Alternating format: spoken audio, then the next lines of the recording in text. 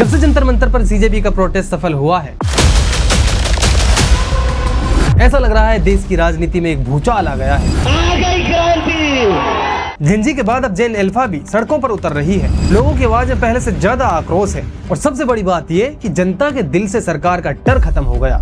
जेन और जेन अल्फा अपने अपने मुद्दों को लेकर सड़कों पर है। कोई व्यवस्था पर सवाल उठा रहा है तो कोई सत्ता को चुनौती दे रहा है। और इस पूरे घटनाक्रम में जेन सिर्फ एक पीढ़ी नहीं रही बल्कि भारतीय राजनीति का केंद्र बन चुकी है। इसलिए कोई जेन की तीखी आलोचना कर रहा है तो कोई खुलकर उनके साथ समर्थन में खड़ा है। मोदी से लेकर मोहन भागवत तक की चिंताएं बढ़ चुकी हैं। और इंटरेस्टिंग बात यह है कि जो बीजेपी सरकार के पुराने और कट्टर समर्थक थे, अब वो भी जेन को समझने, साधने और उनको इम्प्रेस करने में जुटे हुए हैं। और सबसे ज्यादा प्रभावित हुआ है बीजेपी IT सेल।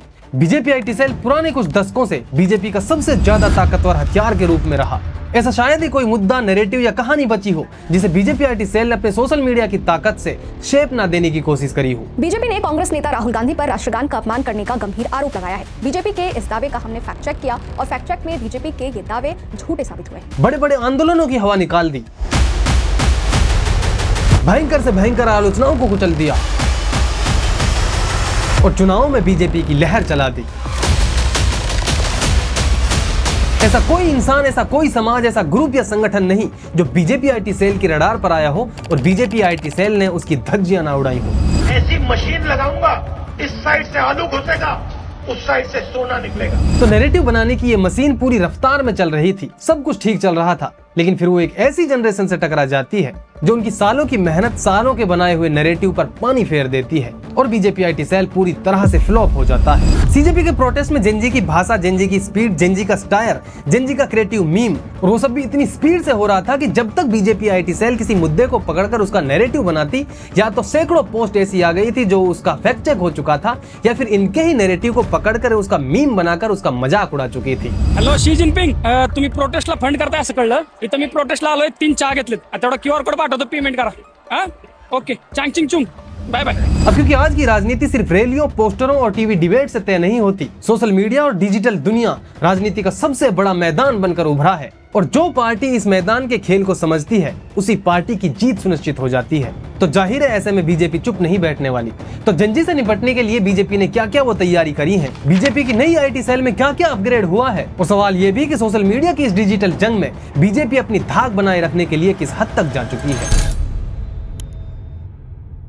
एक तरफ सरकार हजारों लाखों पोस्ट डिलीट करवा रही है, ये कहते हुए कि ये फेक न्यूज है, प्रोपेगेंडा है। वहीं दूसरी तरफ बीजेपी IT सेल जो सालों से झूठ, नफरत और फेक न्यूज से देश भर में आग जला के रखी थी, उस हथियार में और ज्यादा धार लगाई जा रही है। अमित मालवीय की जगह जिन लोगों को कमान दी गई है, उनकी डिजिटल हिस्ट्री खंगालिए तो पता चलता है ये सिर्फ अपग्रेडेशन नहीं बल्कि बीजेपी IT सेल का और ज्यादा तीखा, भड़काऊ और नफरती चेहरा है। सरकार की चिंताएं इसलिए भी बढ़ी हुई हैं कि अब ये सोशल मीडिया का गेम उसके हाथों से निकलता जा रहा है। इससे पहले जातीय जनगणना का मुद्दा भी इसी तरह सोशल मीडिया से ही जन दबाव बनकर खड़ा हुआ, जिसे लंबे समय तक टालने के बाद आखिरकार सरकार को झुकना पड़ा। सीजेपी का आंदोलन सोशल मीडिया से ही बना, सोशल मीडिया से ही फैला और बढ़ा और सोशल मीडिया की ताकत से ही उसे जीत भी मिली। तो बीजेपी को महसूस हुआ कि जेन जनरेशन को कंट्रोल करना पहले की पीढ़ियों जितना आसान नहीं था। तो बीजेपी ने अपने IT सेल में अपग्रेडेशन कर दिया और एक नई टीम का ऐलान किया है। 17 अगस्त 2026 को बीजेपी अध्यक्ष नितिन नवीन ने जो नई टीम की घोषणा करी, उसमें मालवीय की जगह छत्तीसगढ़ के दीपक महस्के को IT सेल का हेड बनाया गया।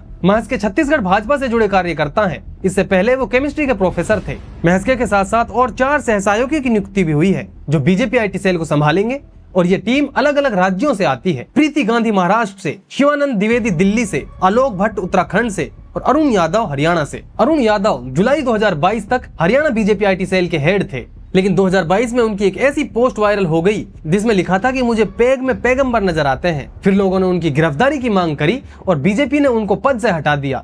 फिर 4 साल बाद इसी शख्स को नेशनल लेवल पर सोशल मीडिया संभालने की जिम्मेदारी मिली है। सेम इसी तरह प्रीति गांधी 2022 में भारत जोड़ो यात्रा के दौरान प्रीति गांधी ने राहुल गांधी की एक तस्वीर शेयर की जिसमें उनके साथ केरला स्टूडेंट यूनियन की नेता मीवा जोली भी नजर आ रही थी। प्रीति गांधी ने मीवा जोली का कनेक्शन पाकिस्तान से बता दिया और पोस्ट में लिखा कि ये भारत जोड़ो नहीं भारत तोड़ो है। इस पोस्ट को लेकर कांग्रेस ने उनके खिलाफ पुलिस में शिकायत दर्ज करा दी। साल 2012 की एक पोस्ट में उन्होंने लिखा, I am a huge fan of Nathuram Godse. एक और पोस्ट में उन्होंने लिखा, वी नीड 1000 गोडसे। आलोक भट्ट 2012 की एक पोस्ट में लिखते हैं, this country is ruined by Italian whore. साल 2016 की एक पोस्ट में इसने लिखा, हर दिक्कत की वजह वोटिंग राइट है। इसी से मुस्लिम वोट बैंक और रिजर्वेशन का जन्म हुआ है। अब अमित मालवीय भी कम भड़काऊ और नफरती नहीं थे, लेकिन अपग्रेडेशन का तो मतलब ही होता है कि पुराने वर्जन का और असरदार रूप, और जो चीज साफ हो जाती है बीजेपी की नई आईटी सेल की हिस्ट्री देखकर ही। अब इधर बीजेपी सरकार बीजेपी आईटी सेल का अपग्रेडेशन कर रही है, मतलब हथियारों में धार लगाई जा रही है, और ये जाहिर है कि सोशल मीडिया पर ये किस तरह का कंटेंट डालेंगे, सोशल मीडिया की दुनिया में किस तरह का जहर घोलेंगे। वहीं दूसरी तरफ बीजेपी सरकार सोशल मीडिया का सफाया कर रही है। गूगल और मेटा जैसी कंपनीज को लाखों की तादाद में ऑर्डर दिए जा रहे हैं कि वो सोशल मीडिया से कंटेंट को डिलीट कर दे। ये वो कंटेंट है जो सरकार को चुभता है, या तो सरकार से सवाल पूछता है या फिर उनकी पोल खोलता है। एक रीसेंट रिपोर्ट के मुताबिक मार्च से जुलाई के बीच सिर्फ 5 महीने में सरकार ने सोशल मीडिया प्लेटफॉर्म को तकरीबन 2 लाख ब्लॉकिंग ऑर्डर्स दिए। ये ऑर्डर इंस्टाग्राम, फेसबुक और यूट्यूब जैसे प्लेटफॉर्म्स को दिए गए। इनमें सबसे ज्यादा ऑर्डर दिए गए हैं इंस्टाग्राम के लिए करीब 1 लाख, उसके बाद फेसबुक के लिए 80,000 और यूट्यूब के लिए लगभग 15,000। क्योंकि जून जुलाई में सीजेपी की पार्टी बनी वो इंस्टा पर बनी। सीजेपी को जो ताकत मिली वो इंस्टाग्राम से मिली, इसलिए सबसे ज्यादा हिस्सेदारी मेटा के दोनों प्लेटफॉर्म इंस्टाग्राम और फेसबुक को मिलाकर ये ब्लॉकिंग ऑर्डर्स 90% तक पहुंच जाते हैं। अगर एवरेज में देखें तो इन्हीं 5 महीने के डेटा के हिसाब से इंडिया में हर 68 सेकंड में एक ब्लॉकिंग ऑर्डर जारी हो रहा था। अगर इसको दिन के हिसाब से देखें तो हर रोज लगभग 1275 कंटेंट टेकडाउन ऑर्डर्स इशू किए गए। अब यहाँ पर यह बताना जरूरी है कि एक ऑर्डर का मतलब सिर्फ एक पोस्ट या फिर एक कंटेंट नहीं, बल्कि एक ऑर्डर में कई सारे कंटेंट, पोस्ट, रील, वीडियोज हो सकती हैं, कई सारे अकाउंट्स हो सकते हैं। मतलब एक ऑर्डर में सैकड़ों आवाजें बंद करी जा सकती हैं। जरा सोच कर देखो, हर 68 सेकंड में एक ऑर्डर,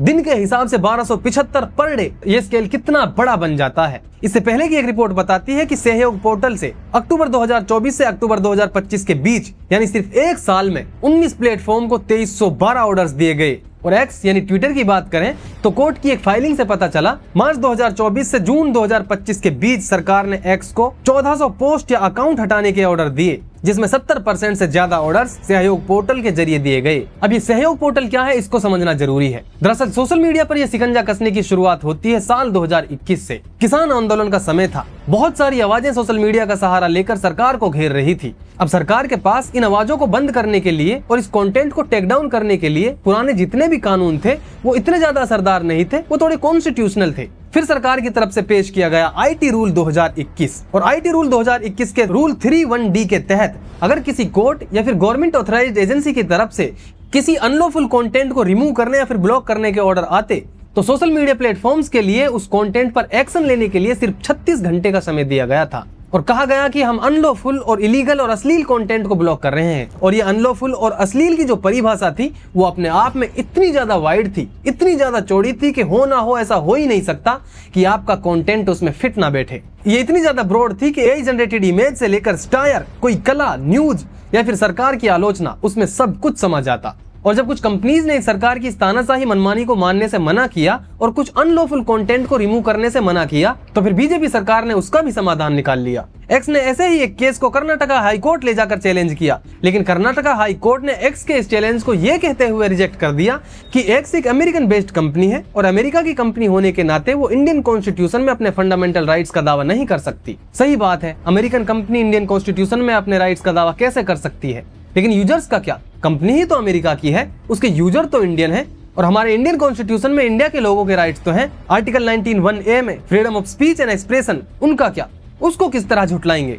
इससे पहले ऐसे ही एक कानून आईटी एक्ट 2000 का सेक्शन 66A जो कि ऑनलाइन ऑफेंसिव, एनोइंग और इनकन्वीनियंट मैसेज भेजने पर पनिशमेंट देती थी। लेकिन साल 2015 में एक केस की सुनवाई करते हुए सुप्रीम कोर्ट ने कहा कि यह कानून बहुत ज्यादा स्पष्ट और ब्रॉड है और इसकी वजह से पुलिस को बहुत ज्यादा एक्सेसिव पावर मिल जाती है, जिसकी वजह से लोग फ्रीली अपनी बात ऑनलाइन रखने में डर सकते हैं। और सुप्रीम कोर्ट ने 24 मार्च 2015 को सेक्शन 66A को पूरी तरह से अनकॉन्स्टिट्यूशनल डिक्लेयर करते हुए स्ट्राइक डाउन कर दिया। फिर इसलिए सरकार साल 2021 में आईटी एक्ट लेकर आई थी। फिर 10 फरवरी 2026 को इस आईटी एक्ट 2021 में भी अमेंडमेंट कर दिया। अब जो कंपनीज के पास किसी अनलॉफुल कंटेंट को डिलीट या फिर ब्लॉक करने के लिए समय सीमा 36 घंटे दी गई थी, अब उसको भी घटाकर मात्र 3 घंटे कर दिया गया। मेटा के policy vice president Rob Sherman ने कहा कि 3 घंटे की समय सीमा चुनौतीपूर्ण है। मतलब सरकार ने जो कंपनीज से बिना कंसल्ट किए उनके लिए कानून बनाया था, कंपनीज ने उन पर अपनी असहमति भी जताई, लेकिन फिर भी कंपनीज ने सरकार के इस फैसले को मान लिया। और इस कंटेंट ब्लॉक की प्रक्रिया को और आसान बनाने के लिए सरकार ने एक सहयोग पोर्टल बनाया। अब समझते हैं सहयोग पोर्टल कैसे काम करता है और ये क्या है। सरकार की बहुत सारी एजेंसीज जिसमें सेंट्रल गवर्नमेंट के अलग अलग मंत्रालय के लोग होते हैं अपनी टेक डाउन रिक्वेस्ट डालती हैं। मेटा ने अपना एपीआई यानी एप्लीकेशन प्रोग्राम इंटरफेस इस सहयोग पोर्टल के साथ कनेक्ट कर दिया। मतलब जहां मेटा खुद समझता था कि कोई कंटेंट अनलॉफुल कैसे है, क्या वो उस श्रेणी में आता भी है जहां वो मेटा की गाइडलाइंस और पॉलिसीज का उल्लंघन करता हो, लेकिन अब मेटा ने अपना एपीआई सिस्टम सहयोग पोर्टल के साथ ही कनेक्ट कर दिया ताकि पोर्टल पर फ्लैग हुआ कंटेंट बिना किसी ह्यूमन रिव्यू के सीधा प्लेटफॉर्म से ही हट जाए। मतलब जैसे ही कोई एजेंसी यानी सरकार का कोई अधिकारी किसी कंटेंट को फ्लैग करता है तो वो बिना किसी ह्यूमन रिव्यू के ऑटोमेटिकली डिलीट हो जाता है और मेटा को उसे चेक करने का मौका तक नहीं मिलता। ऑर्डर में यह भी लिखा होता है कि अगर टाइम पर कंप्लाइंस नहीं हुई तो कंपनी अपना सेफ हार्बर खो देंगी। ये जो सेफ हार्बर है, इसी की वजह से मेटा और गूगल जैसी कंपनीज सरकार के दबाव में काम करती हैं। कम शब्दों में समझाऊं तो ये कंपनीज को मिली हुई ऐसी मदद या फिर सुरक्षाएं हैं जो सरकारें कंपनीज को देती हैं कि अगर आपके प्लेटफॉर्म को कोई यूज करने वाला यूजर किसी अनलॉफुल कंटेंट या फिर इलीगल कंटेंट को अपलोड करता है तो उसका जिम्मेदार वो यूजर होगा, ना कि कंपनी। वरना तो ये कंपनीज लीगल प्रोसीडिंग फाइन भरने में ही उलझी रहती। तो यही सरकार का जो ब्लैकमेलिंग सिस्टम है और कंपनीज का सेफ हार्बर खो देने का डर है, इसी के दबाव में आकर गूगल, एक्स और मेटा जैसी कंपनीज सरकार की हर मनमानी मान लेती हैं। मतलब जिन सवालों से बचने के लिए ये कानूनों को हथियार बनाकर इस्तेमाल करते हैं, उन सवालों का जवाब नहीं देना। जिन कामों के लिए लोग वीडियो बनाते हैं, आलोचना करते हैं, उन कामों को नहीं करना, बल्कि आसान और तानाशाह भरा रास्ता ये है कि अपने ऊपर उठने वाली आवाजों और आलोचनाओं का ही गला घोट दो। जिस कुर्सी और पोस्ट पर ये जागीर समझकर बैठे हैं और उसे बचाने की जी तोड़ कोशिश कर रहे हैं, उन्हें समझना चाहिए कि ये बपोती नहीं है। जनता की सेवा करने के लिए जनता ने भेजा है। जनता का पैसा, जनता का वोट, जनता का टाइम और जनता का भरोसा लेकर तुम चाहते हो कि जवाब ना मांगा जाए तुम्हारी नाकाबिलियत का और हिसाब ना मांगा जाए कि कितना पैसा कहां से आया, कहां छुपाया, कितने घोटाले करे, कितनी जिम्मेदारियों में कहां चूक हो गई, उसकी जवाबदेही तय ना हो। इसलिए तुमने ये रास्ता चुना है कि पोस्ट कंटेंट डिलीट करवा दो, लोगों की आवाज पर ताला लगा दो, सच को छुपा दो और अपने ही फेक न्यूज और नफरती हथियार को अपग्रेड करो। जितनी झूठ और नफरत बीजेपी आईटी सेल ने देश में पिछले सालों में घोली है, उतना तो शायद बाहर के दुश्मन भी इतना डेंट देश को नहीं दे सकते। और आप बात करते हैं कि हमारी भाषा खराब है, हमारा दिमाग नक्सली है, और तो और सीजेपी का जो स्कूल सुधारो अभियान है उसको दबाने के लिए अपने गुंडों तक का इस्तेमाल किया और गाँव के लोगों को भड़का दिया कि ये लोग तो स्कूल तोड़ने आ रहे हैं। हाँ जी सर। क्यों विरोध किया गया इन लोगों का? क्योंकि ये हमारी इसकी स्कूल है ना, इसके तोड़ने की कोशिश चल रही है। गांव वाले इसी में विरोध कर रहे हैं भाई कि हमारे बच्चे यहाँ पढ़ते हैं, हम इसको तोड़ने नहीं दे सकते। मतलब खुद कुछ नहीं करना और ना ही कुछ करने देना। स्कूलों की वीडियोस बनाने पर योगी जी कहते हैं कि खूब बनाओ। आज ये कह रहे हैं कि हम स्कूलों का वीडियो बनाएंगे। जरूर बनाओ भाई। लेकिन उसके 2-3 दिन बाद यूपी के सरकारी स्कूलों में वीडियो बनाने के लिए आने वाले इन्फ्लुएंसर और यूट्यूबर्स की एंट्री बैन कर दी। अयोध्या में सरकारी स्कूलों में बड़ा फैसला, यूट्यूबर्स और सोशल मीडिया इन्फ्लुएंसर्स की एंट्री पर रोक, फोटो वीडियो बनाने पर भी प्रतिबंध लगाया है। खैर, जेनजी ने जिस तरह बीजेपी आईटी सेल को सबक सिखाया, कैसे उसके हर नैरेटिव को तोड़ा, पहले बीजेपी आईटी सेल की चाल को समझा और फिर उतनी ही स्पीड से बीजेपी आईटी सेल को पूरी तरह से ध्वस्त किया और आखिरकार बीजेपी को अपनी आईटी सेल अपग्रेड करनी पड़ी। इसके ऊपर हम एक डिटेल वीडियो बना चुके हैं, आप इस वीडियो पर क्लिक करके देख सकते हैं। ये बहुत इंटरेस्टिंग वीडियो है। अब इससे पहले ये वीडियो डिलीट हो जाए, इसे लाइक शेयर करना और हमारे चैनल को सब्सक्राइब करके हमारा सहयोग करिए। Thank you.